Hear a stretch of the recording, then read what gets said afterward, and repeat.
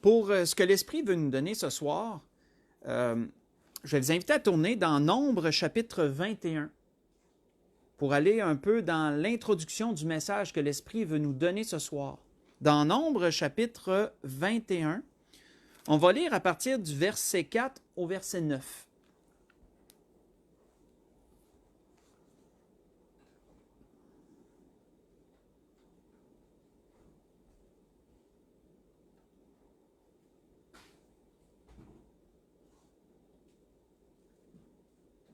Donc, dans Nombre, chapitre 21, débutant au verset 4, il est dit « Ils partirent de la montagne de Hor par le chemin de la mer Rouge, pour contourner le pays d'Édom. Le peuple s'impatienta en route. » Là, pour nous mettre dans le contexte, on recule au temps où le peuple était dans le désert, où Dieu les avait conduits aux abords de la terre promise et 12 d'entre eux, un par tribu, avaient pu explorer le pays pendant 40 jours et ensuite en rapporter les fruits. Vous connaissez probablement que vous vous situez assez bien avec l'information que je viens de vous donner. Et que là, il y avait eu un grand murmure. La majorité avait murmuré contre le plan de Dieu, disant que Dieu les envoyait à leur mort et que c'était aussi la mort certaine pour leur famille, leurs enfants, etc. Et on voit que Dieu les avait punis pour cela en les renvoyant dans le désert pour y errer pendant 40 ans. Donc là, on est dans le temps où ils sont retournés dans le désert et là, ils ont commencé, ça faisait un peu de temps qu'ils erraient. Donc, ils ont commencé leur errance. Et au verset 5, il est dit « Et par là, le peuple s'impatienta en route, à la fin du verset 4, et parla contre Dieu et contre Moïse. Pourquoi nous avez-vous fait monter hors d'Égypte pour que nous mourions dans le désert? Car il n'y a point de pain, et il n'y a point d'eau, et notre âme est dégoûtée de cette misérable nourriture. » Alors l'Éternel envoya contre le peuple des serpents brûlants. Ils mordirent le peuple, et il mourut beaucoup de gens en Israël. Le peuple vint à Moïse et dit, « Nous avons péché, car nous avons parlé contre l'Éternel et contre toi. Prie l'Éternel afin qu'il éloigne de nous ces serpents. » Moïse pria pour le peuple. L'Éternel dit à Moïse, « Fais-toi un serpent brûlant, place-le sur une perche. Quiconque aura été mordu et le regardera conservera la vie. » Moïse fit un serpent d'airain et le plaça sur une perche. Et quiconque avait été mordu par un serpent et regardait le serpent d'airain conservait la vie. On va arrêter là. Donc, pour bien comprendre la situation qu'on vient de lire ici, parce que c'est une situation c'est une situation qui fait référence au temps de Pâques qu'on est rendu en passant. Et avant d'aller dans le sujet, le cœur du message, l'Esprit m'a mis à cœur de développer un peu sur ça. L'Esprit veut qu'on développe là-dessus. Premièrement, bien comprendre le contexte. On voit ici que le peuple a murmuré. Hein? Comme ils l'ont fait à quelques reprises dans le passé, quand ça allait bien, on voit que la majorité du peuple aimait Dieu quand ça allait bien. Quand ça allait bien, ils pouvaient suivre avec joie, mais quand le temps, les choses, quand ça s'éternisait, quand ça devenait difficile, on peut voir un peu la vraie nature de plusieurs se révéler. Donc, on voit qu'ils ont perdu patience en route et que là, une partie, la Bible ne nous dit pas combien, mais on peut se douter qu'il y a eu une majorité puisque ça nous dit le peuple. Donc, si le peuple est défini, ça veut dire qu'il y avait une majorité, certainement pas tout le monde. Josué et Caleb, souvenez-vous qu'eux ne murmuraient pas contre Dieu. Mais on peut voir une majorité. Donc, le peuple s'est impatienté et on voit le peuple murmurer encore contre Dieu, contre Moïse.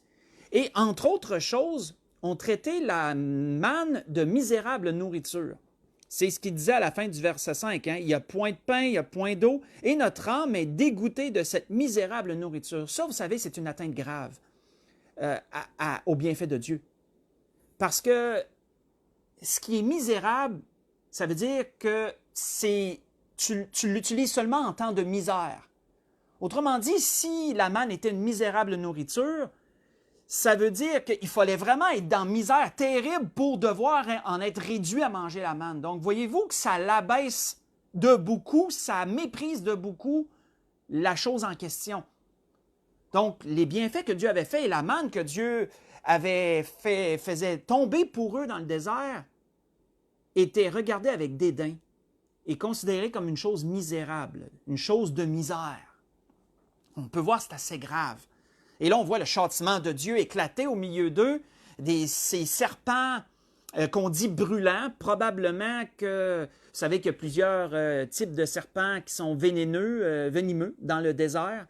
Et certainement, s'ils s'étaient appelés des serpents brûlants, c'était sûrement parce que leur morsure devait brûler de l'intérieur. Ça devait être une sensation de brûlure atroce qui conduisait à la mort. Donc, c'est pour ça d'après moi, c'est pour ça qu'ils étaient appelés des serpents brûlants. Et on voit que leur morsure amenait à la mort. Et là, ils ont prié Dieu d'éloigner les serpents. Ils ont prié Moïse. Ils ont dit, Moïse, prie l'Éternel afin qu'il éloigne de nous les serpents. Mais on voit que la Bible ne nous dit pas que Dieu a éloigné les serpents. Peut-être que Dieu le fait, mais la Bible ne le dit pas.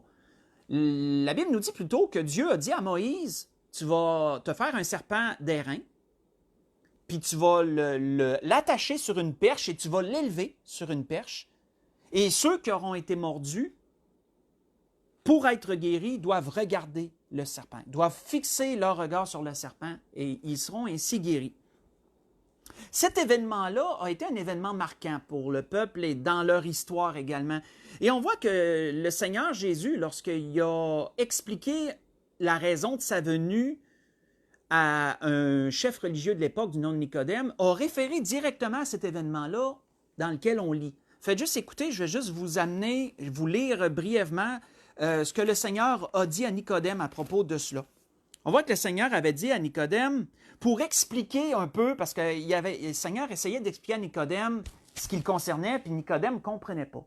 Et là, le Seigneur a utilisé une partie de l'histoire juive, autrement dit ce qu'on a lu, pour faire une image et démontrer un peu à Nicodème ce qu'il allait faire, la raison pour laquelle il était là, ce qui allait arriver.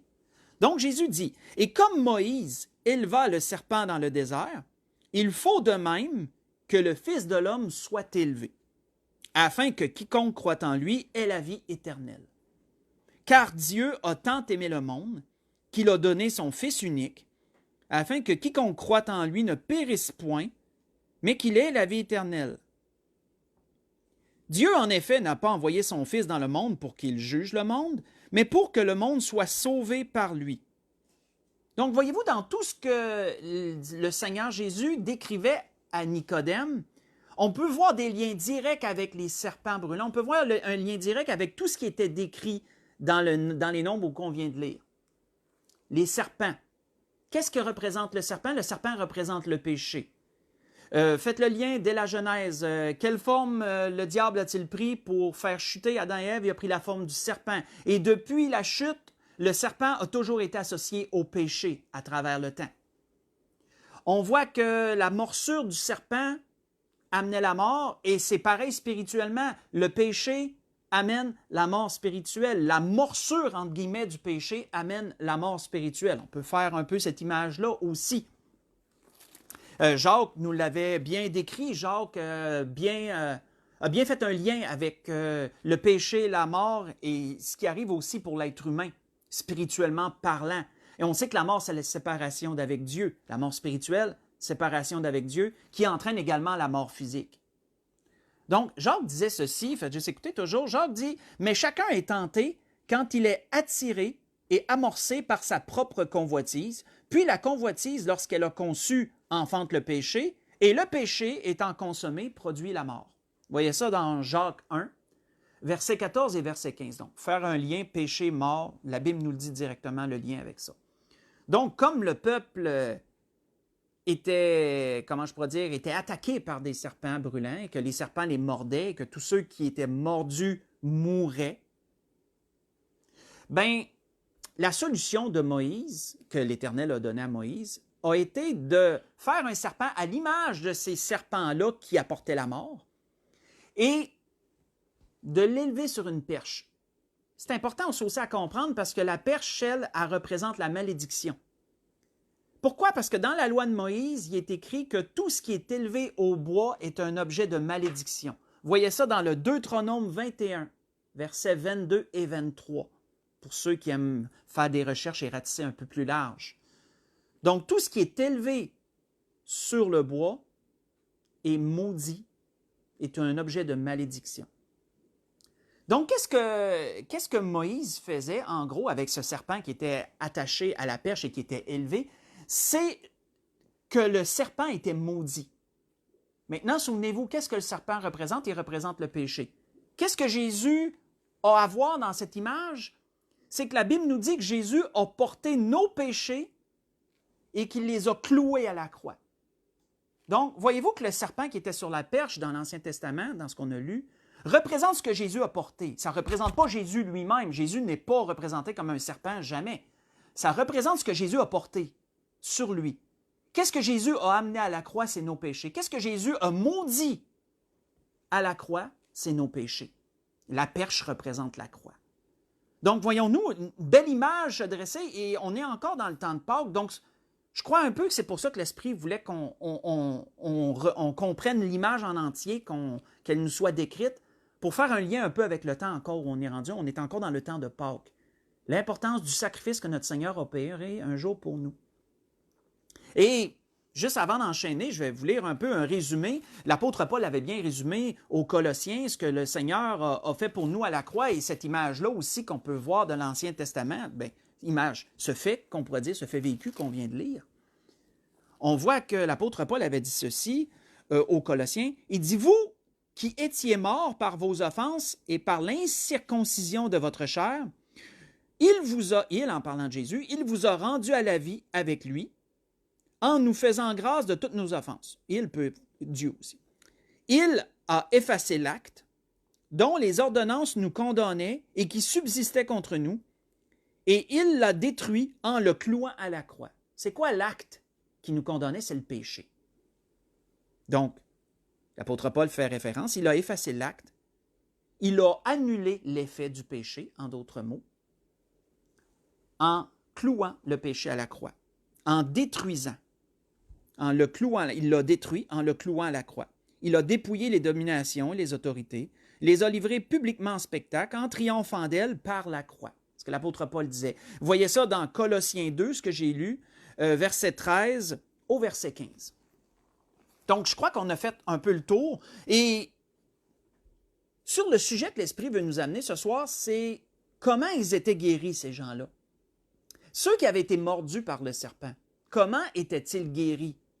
La seule façon qu'ils pouvaient être guéris de cette morsure et vivre et survivre, s'ils avaient été mordus, c'était pas en prenant un remède quelconque, c'était en regardant le serpent maudit sur la perche. C'était en regardant l'objet de leur mort, l'objet, ce qui leur amenait la mort, maudit sur la perche. C'était ça. C'était de regarder ça et de comprendre sûrement tout le sens en arrière de ça. S'ils gardaient les regards fixés sur le serpent à la perche, ils étaient guéris. Ils ne mourraient pas. Et vous savez, c'est la même chose avec le Seigneur. C'est en considérant le sacrifice que Jésus a opéré pour nous à la croix que nous aussi, on peut vivre. Puisqu'en faisant cela, le Seigneur a effacé l'acte. Le Seigneur a annulé l'effet. Il a enlevé à Satan la puissance concernant le péché. Il a enlevé la puissance du péché qui nous menait à la mort spirituelle. En d'autres mots, tous ceux qui acceptent Jésus comme leur sauveur et Seigneur annulent cet effet. C'est un peu comme les gens qui étaient mordus par le serpent brûlant. Lorsqu'ils considéraient l'objet de leur malédiction, ben, ils étaient guéris de la morsure. Donc, voyez-vous, j'espère que j'ai bien expliqué l'image en question. Mais ce sur quoi l'Esprit veut nous arrêter ce soir, c'est où devons-nous garder notre regard? Eux devaient garder leur regard sur le serpent qui était à la perche. Mais nous, vers qui devons-nous garder notre regard? Bien sûr, le lien est simple à faire, puisqu'on a fait le lien avec le Seigneur. Mais cheminons dans ce que l'Esprit veut nous donner. Tournons dans Jean, dans Jean, on va commencer dans l'Évangile de Jean, chapitre 1. Parce que dès le début du ministère de Jean le Baptiste, Jean a tout de suite montré aux disciples qui deviendraient les futurs apôtres du Seigneur, il leur a tout de suite montré au départ vers qui devaient-ils regarder. On va laisser l'Esprit nous conduire dans cela. Donc, dans Jean chapitre 1, on enchaîne. Jean chapitre 1, on va lire à partir du verset 29 jusqu'au verset 37.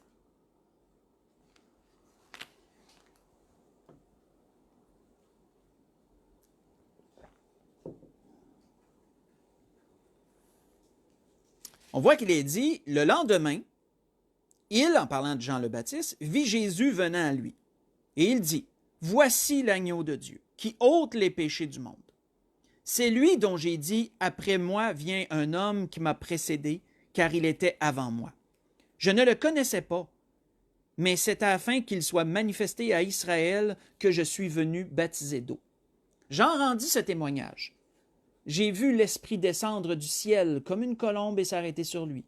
Je ne le connaissais pas, mais celui qui m'a envoyé baptiser d'eau m'a dit, celui sur qui tu verras l'Esprit descendre et s'arrêter, c'est celui qui baptise du Saint-Esprit. Et j'ai vu, et j'ai rendu témoignage qu'il est le Fils de Dieu.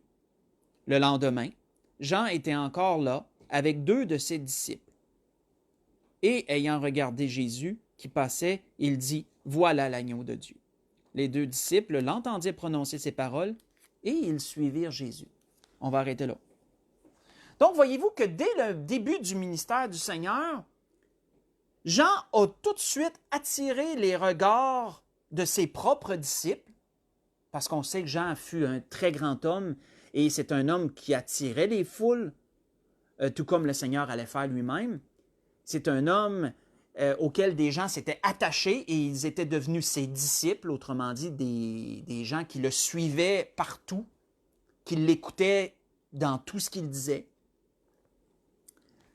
qui le servaient sûrement d'une certaine façon. Et on voit que dès le départ, lorsque Jésus a passé, lorsque Jésus a été dans les parages, Jean a tout de suite attiré les regards vers Jésus.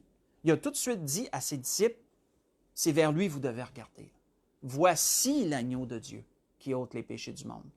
Et on voit que dès que Jean a amené leur regard à se fixer sur Jésus, ils ont quitté Jean et sont allés vers Jésus. 2 de ceux-là, du moins, ont quitté Jean et sont allés vers Jésus.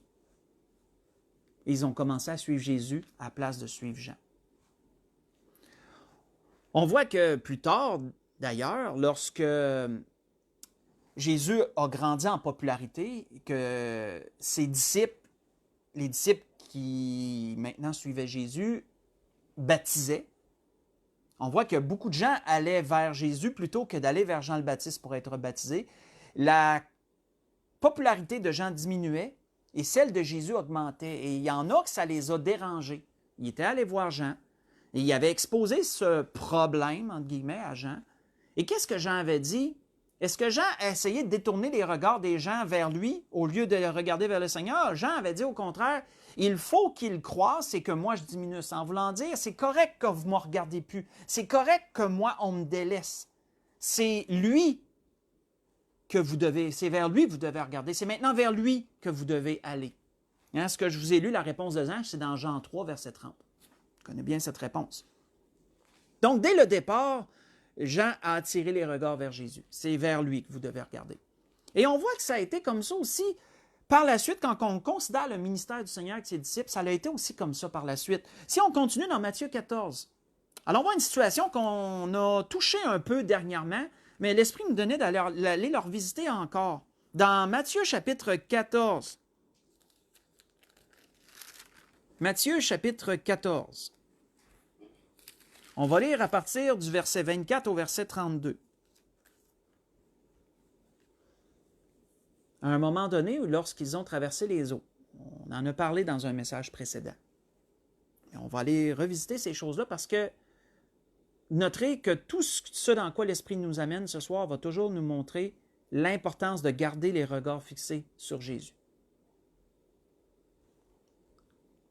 On voit que dans Matthieu chapitre 14, à partir du verset 24, il est dit « La barque, déjà au milieu de la mer, était battue par les flots. » Parce que Jésus, après avoir fait la multiplication des pains, et avait renvoyé la foule tranquillement, après qu'ils aient mangé, se soient rassasiés, puis il avait dit à ses disciples, commencez tout de suite, allez tout de suite, traversez tout de suite. Prenez de l'avance, prenez le bateau, traversez tout de suite, je vais vous rejoindre. Et donc, pendant qu'il renvoyait la foule, les disciples étaient partis en bateau. Mais là, on voit que pendant la nuit, ça a commencé à être plus difficile. La barque était au milieu de la mer, était battue par les flots, car le vent était contraire. À la 4e veille de la nuit, Jésus alla vers eux, marchant sur la mer. Et quand les disciples le virent marcher sur la mer, ils furent troublés et dirent, « C'est un fantôme. » Et dans leur frayeur, ils poussèrent des cris. Et Jésus leur dit aussitôt, « Rassurez-vous, c'est moi. N'ayez pas peur. » Pierre lui répondit, « Seigneur, si c'est toi, ordonne que j'aille vers toi sur les eaux. » Et il dit, « Viens. » Pierre sortit de la barque et marcha sur les eaux pour aller vers Jésus.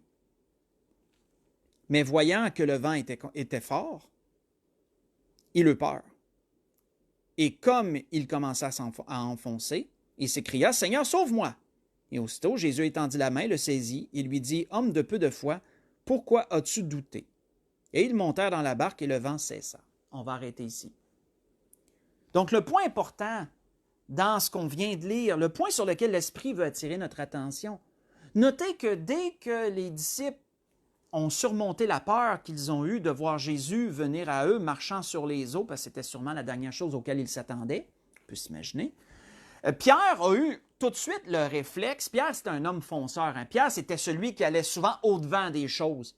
Et dans un élan de foi, dans un désir d'imiter, de faire comme le Seigneur, Pierre dit, « Ben, si c'est toi, permets-moi d'aller vers toi, permets-moi moi aussi de marcher sur les eaux, de venir vers toi. » Et Jésus a dit, « Ben, viens-t'en, Pierre. » Et on voit que Pierre a sorti de la barque et a commencé à marcher vers Jésus sur les eaux. Mais notez une chose, c'est que s'il se dirigeait vers Jésus, il ne regardait sûrement pas partout, il regardait Jésus. Et tant qu'il regardait Jésus, il marchait sur les eaux. Mais notez que lorsqu'il a réalisé que le vent était fort, ça veut dire quoi? Ça veut dire que probablement qu'il a commencé à regarder autour de lui. Quand il a cessé de regarder vers Jésus, puis qu'il a commencé à regarder sans doute les grandes vagues, sans doute, qu'il a commencé à regarder son entourage, les vagues, probablement les vagues, puis toute la tempête, puis tout ce qu'il y avait alentour, là, il a commencé à s'enfoncer parce qu'il a commencé à douter. Ça nous démontre l'importance de toujours garder, parce que vous savez, dans cette vie-ci, si on ne marche pas sur les eaux de ce monde, on va s'enfoncer, frères et sœurs. Parce que ça a une grande importance. Les eaux représentent le monde, je n'avais déjà parlé. Marcher sur les eaux, c'est d'être capable d'être au-dessus des tendances de ce monde, c'est d'être capable de marcher en ce monde sans être comme le monde. Être parmi le monde, mais différent du monde. Refléter l'image du Seigneur, être à l'image de notre Seigneur Jésus, à marcher selon les voies de Dieu. Quelqu'un qui marche comme Dieu veut qu'il marche, dans un monde pécheur et corrompu dans lequel on est, bien, frères et sœurs, ils marchent sur les eaux. Nous devons être des gens qui marchent sur les eaux, frères et sœurs. Et comment peut-on marcher sur les eaux, malgré les tempêtes, les vents contraires, etc.? C'est en étant à l'image de notre Seigneur Jésus, c'est en ayant les regards sur lui tout le temps. Et la barque, vous savez, la barque représente l'Église. La barque a tout souvent une représentation de l'Église. On n'est pas toujours dans la barque, hein, on n'est pas toujours dans l'Église, on n'est pas toujours, je veux dire, oui, d'une façon spirituelle, oui, on est dans l'Église, je veux dire, étant Jésus-Christ, on est dans l'Église du Seigneur. Il ne faut pas déformer mes paroles, là, mais je veux dire qu'on n'est pas toujours assemblés ensemble. L'Église, c'est premièrement les gens, c'est l'Ecclésia, hein, c'est l'assemblée, mais on n'est pas toujours ensemble. Comme le cas présent, on est chacun confiné chez nous. L'Église n'est pas unie, elle n'est pas ensemble physiquement. On n'est pas dans la barque. On doit marcher sur les eaux quand on n'est pas dans la barque. Mais comment faisons-nous cela? En ayant les regards fixés sur Jésus. En ne portant pas les regards sur les problèmes alentours, etc. Parce que quand on se détourne les regards de Jésus, qu'est-ce qui arrive? On s'enfonce. On s'enfonce. Et c'est ça que l'Esprit veut c'est sur ça que l'Esprit veut attirer notre regard dans cet exemple-là. Donc, l'importance de garder les regards sur Jésus. On continue. On voit que David, avant d'enchaîner, qu'est-ce que David disait? David, dans un psaume, avait dit quelque chose de beau à propos de Dieu. David disait ceci, il dit « J'ai cherché l'Éternel et il m'a répondu. Il m'a délivré de toutes mes frayeurs. Quand on tourne vers lui les regards, on est rayonnant de joie et le visage ne se couvre pas de honte. Mais qu'est-ce qui arrive quand on arrête de regarder vers l'Éternel? Qu'est-ce qui arrive quand on commence à regarder vers le monde à la place de regarder vers Dieu? Le contraire. Le contraire. La joie d'être sauvé est atténuée. On est mécontent de beaucoup de choses. Le visage ne se couvre plus de joie. On est plutôt dans la colère, dans l'irritation et dans toutes sortes d'émotions négatives. Puis en plus de ça, on est dans la honte. Dans la honte à cause de tout ce qu'on peut faire en s'éloignant du Seigneur. Parce qu'on a détourné de lui les regards. Mais quand on tourne vers lui les regards, on est rayonnant de joie, puis le visage ne se couvre pas de honte. L'importance de garder les regards fixés sur le Seigneur. Comme vous pouvez vous imaginer, c'est spirituellement parlant. Parce que Jésus, on ne le voit pas de nos yeux. Donc, on ne peut pas dire, je regarde vers là, je regarde vers Jésus. Quoi qu'il est toujours avec nous. Donc, on comprend ce que je veux dire. Continue. Dans Luc chapitre 9, cette fois-ci, voyons un autre exemple, un autre fait vécu que les disciples ont expérimenté avec le Seigneur. Et ça démontre toujours la même chose sur laquelle l'Esprit veut attirer nos regards ce soir, notre attention. Dans Luc chapitre 9, on va lire à partir du verset 28.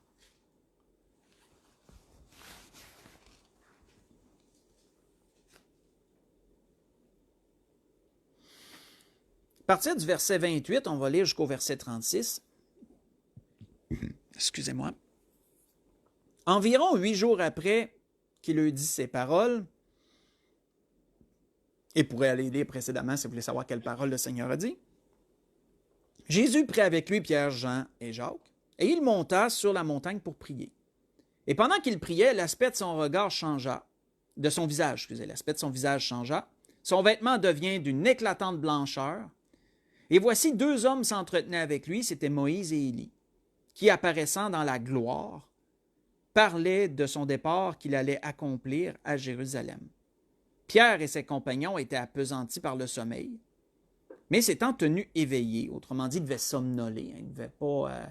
S'il était appesanti par le sommeil, là, vous savez, des fois, on est comme un peu entre deux. Hein. On ne dort pas profondément, un petit bruit pourrait nous réveiller, on est comme un peu dans un entre-deux. Là. On pourrait comprendre un peu dans quel état il devait être.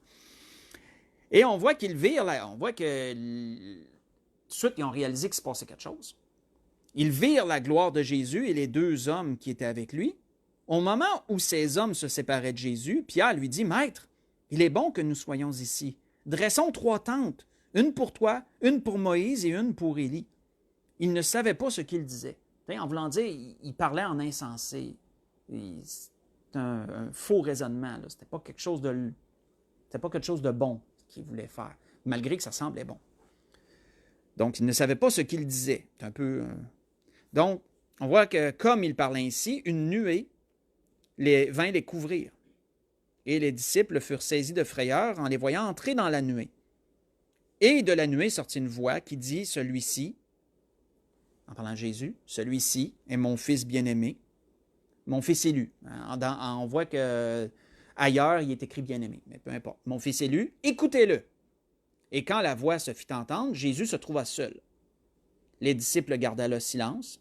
Ils ne racontaient rien à personne en ce temps-là de ce qu'ils avaient vu. On va arrêter là. Nous voyons ici, dans ce qu'ils ont vécu avec le Seigneur, un fait grand, un fait glorieux. On a déjà ramené parfois cet exemple-là. Jésus qui apparaît dans toute sa gloire, dans une éclatante blancheur, dans un rayonnement qui n'est pas humain, qui n'est pas normal, qui n'est pas de ce monde, autrement dit. Jésus éclatant de lumière, rayonnant d'une blancheur éclatante, et avec lui des hommes qui pourtant ne sont plus de ce monde, qui sont morts depuis longtemps, des hommes qui, nous le savons, sont dans le paradis, pour avoir le droit, avoir l'accès de venir parler avec le Seigneur pour un temps. C'est une vision glorieuse. Et on voit que Pierre, Jean et Jacques se rendent compte de ça. Et notez que c'est lorsque ces hommes-là s'en allaient Hein, on voit au moment, au verset 33, au moment où ces hommes se séparaient de Jésus. Donc, voyez-vous que là, l'entretien était terminé. Et là, ces hommes-là s'en retournaient. Et là, Pierre prend la parole. Il dit, il est bon qu'on ait vu ça. Il est bon qu'on ait pu être témoin de ça. Et je vais faire 3 tentes, hein, une pour chacun d'entre vous. Qu'est-ce que Pierre voulait? Pierre voulait les garder plus longtemps, ces gens-là. Il ne voulait pas qu'ils partent tout de suite, puisqu'il leur proposait de leur faire une tente pour qu'ils puissent se reposer. Donc, il ne voulait pas qu'ils partent. Il voulait les avoir encore. Il voulait les garder encore un peu de temps. Tu sais, Pierre se laissait distraire. Autrement dit, Jésus était comme tout d'un coup moins important. Ces gens-là avaient autant d'importance que Jésus à ses yeux, puisqu'il traitait ces hommes-là à l'égal de Jésus en voulant faire pour chacun d'eux une tente. Donc, voyons-nous que... Et Luc prend la peine de nous dire que Pierre ne savait pas ce qu'il disait quand il a fait. C'était pas bon d'avoir parlé ainsi, d'avoir réagi comme ça. Mais Pierre ne voulait pas mal faire, sûrement pas. Mais en tout cas, on voit qu'est-ce qui est arrivé. On voit que dès que Pierre a agi comme ça, dès que Pierre a proposé ça, une nuée est venue tout de suite couvrir ces gens-là, Moïse et Élie, puis ils sont tout de suite entrés dans la nuée. Puis il a fallu que Dieu les ramène à l'ordre. Il a fallu que Dieu parle du haut des cieux et ramène leur regard vers qui? Amène leur regard vers Jésus. Voici, celui-ci est mon fils élu, c'est vers lui que vous devez regarder. Votre attention doit être que sur lui et uniquement sur lui. En d'autres mots, voici mon fils élu, écoutez-le. C'est lui que vous devez regarder, c'est lui que vous devez écouter. Comprenons bien, frères et sœurs, ici. Parce que Pierre s'est laissé distraire par ces deux hommes-là. Et je ne veux pas banaliser la grandeur de ces hommes-là. Et vous savez, il y a une grande image, avant que j'enchaîne, il y a une grande image spirituelle en arrière de ça. Parce que Moïse représente la loi et Élie représente les prophètes.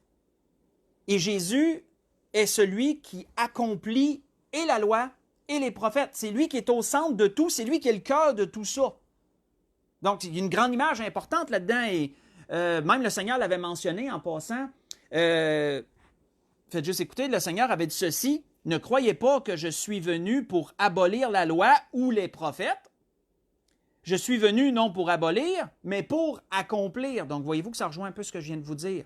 La loi qui était Moïse, les prophètes qui étaient Élie, qui est la représentation de chacun, et Jésus au milieu qui accomplit le tout. Vous voyez ça dans Matthieu 5, verset 17, la parole que j'ai citée du Seigneur en passant. Mais pourquoi a-t-il fallu, frères et sœurs, que Dieu ramène les disciples à l'ordre et leur dit « Regardez vers Jésus ». Parce que nous aussi, on peut parfois se laisser distraire comme eux. Et soit qu'on doute, puis au lieu de marcher sur les eaux, on s'enfonce, parce qu'on détourne les regards de Jésus, puis on commence à regarder aux problèmes de cette vie, puis on commence un peu à s'enfoncer dans le monde, etc. Là, je mêle l'image avec les faits, là. Soit qu'il arrive ça, ou soit que, comme Pierre, parfois, on se laisse distraire. On se laisse distraire par autre chose. Jésus perd de son importance, temporairement, je l'espère, et il y a d'autres choses qui deviennent aussi importantes que lui. Et ça, c'est dangereux. Dieu ramène notre regard, dire « Voici mon fils élu ». C'est vers Jésus que vous devez garder le regard. Et c'est important. Dernière chose avant qu'on aille vers la conclusion, allons voir une autre chose dans Jean chapitre 21. Dans l'évangile de Jean, mais cette fois-ci au chapitre 21.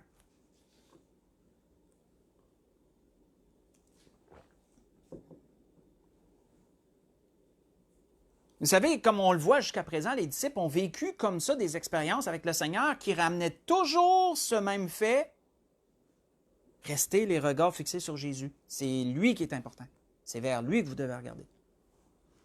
Dans Jean 21, on va lire à partir du verset 18 au verset 22.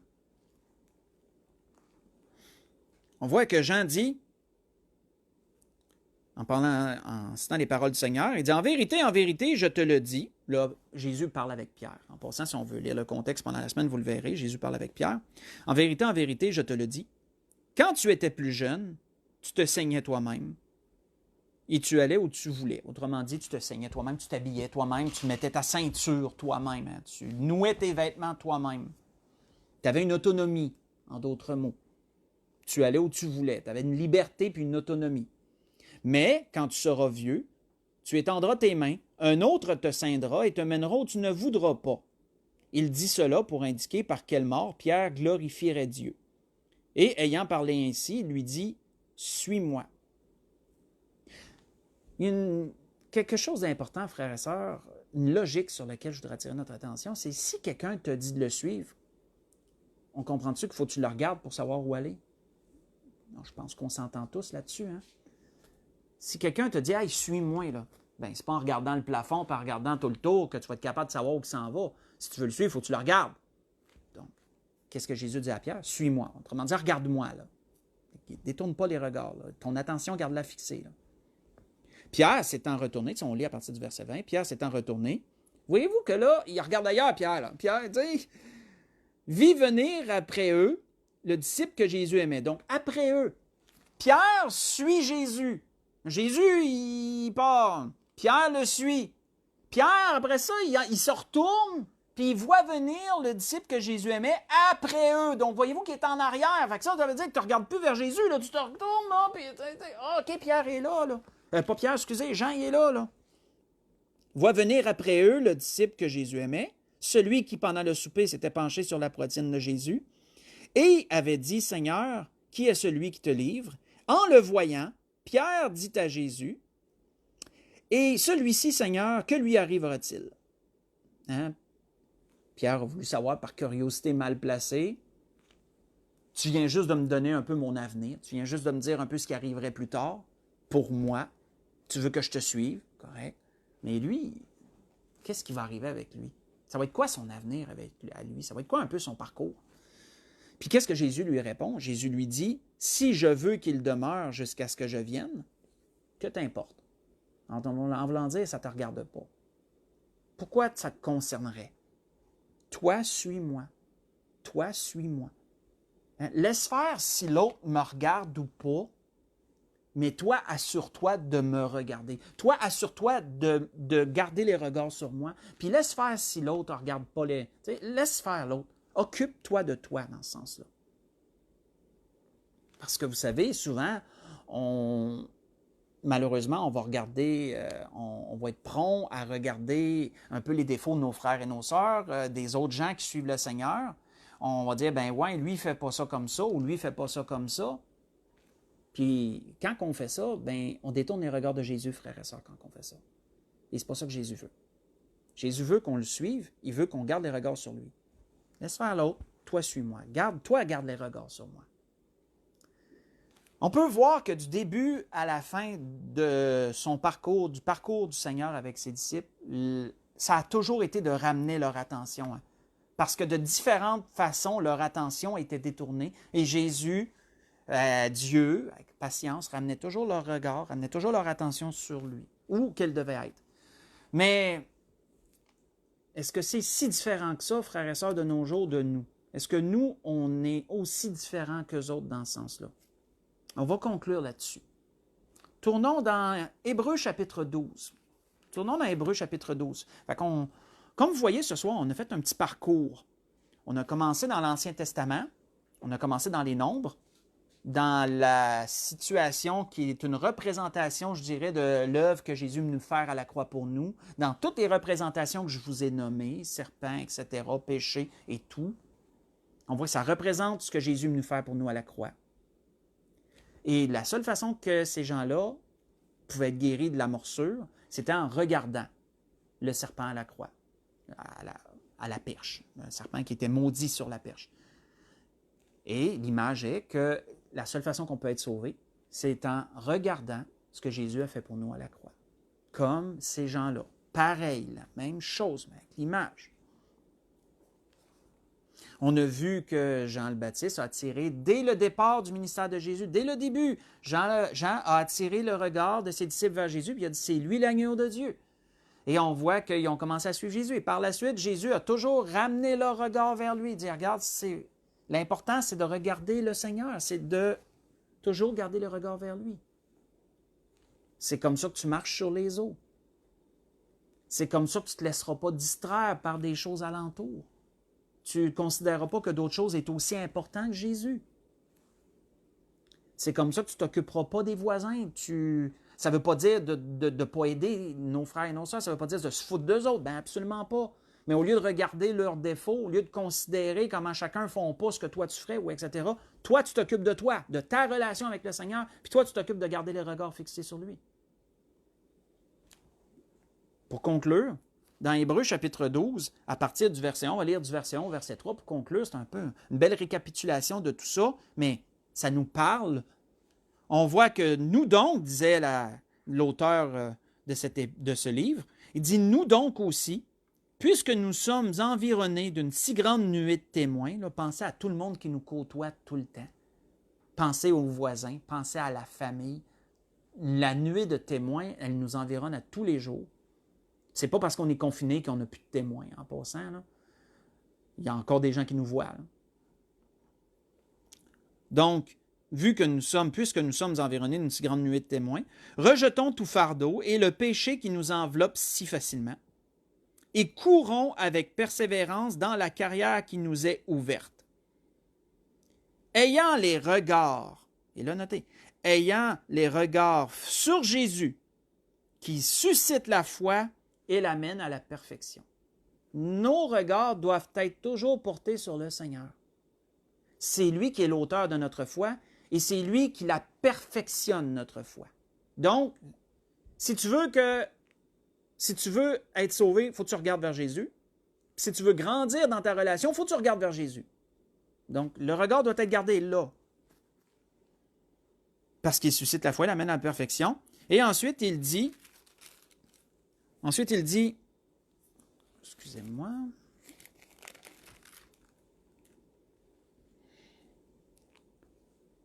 ensuite il dit qu'il mène à la perfection.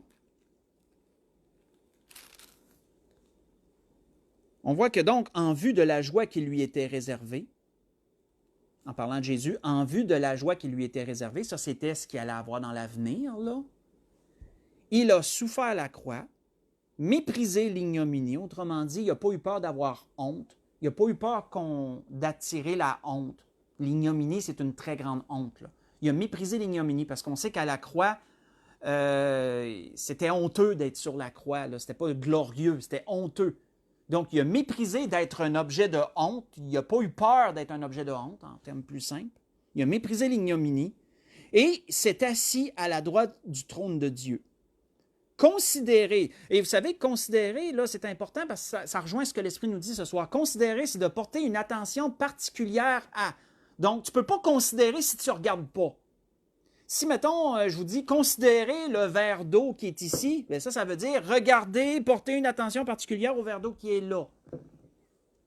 Donc, s'il est dit, considérez en effet celui qui a supporté contre sa personne une telle opposition de la part des pécheurs, si on nous demande de considérer la personne en question, on parle de Jésus, donc ça veut dire qu'il faut que tu le regardes. Donc, considérez en effet celui qui a supporté contre sa personne une telle opposition de la part des pécheurs, afin que vous ne vous lassiez point l'âme découragée. La grâce que je nous souhaite à tous, dans ce que l'Esprit a voulu nous donner ce soir, comment voulons-nous demeurer encouragés? Comment voulons-nous ne point nous lasser? Bien, c'est en regardant les regards fixés sur le Seigneur. C'est comme ça qu'on va avoir le courage de continuer dans notre vie. C'est comme ça qu'on va avoir la force pour affronter tout ce qui va survenir et que le Seigneur renouvellera nos forces aussi pour les choses qui s'en viennent. Ayons en vue la joie qui s'en vient pour nous. On est tellement proche du retour du Seigneur, frères et sœurs. Si l'Esprit me le donne, j'ai tellement de choses à dire sur les événements-là et qu'est-ce que ça va amener, des révélations que l'Esprit me donnait dans ce sens. Et si l'Esprit me donne de les partager avec vous, je vais le faire avec plaisir. J'attends que l'Esprit me le dise pour ça. Mais frères et sœurs, une chose que je peux vous dire, nous sommes très, très proches du retour du Seigneur. Et je ne le dis pas ça juste à cause de ça, là, de ce qui se passe présentement. Là. Tout le démontre. Là. Il y a des choses qui s'en viennent encore. Mais on est à la porte, Seigneur. Frères et sœurs, on est à la porte. Là. Gardons nos regards fixés sur lui. pour persévérer, ne pas se décourager. C'est ce que je souhaite à tous. Que le Seigneur vous bénisse et je vous souhaite un bon restant de semaine. Je vous aime tout le monde. Bye bye.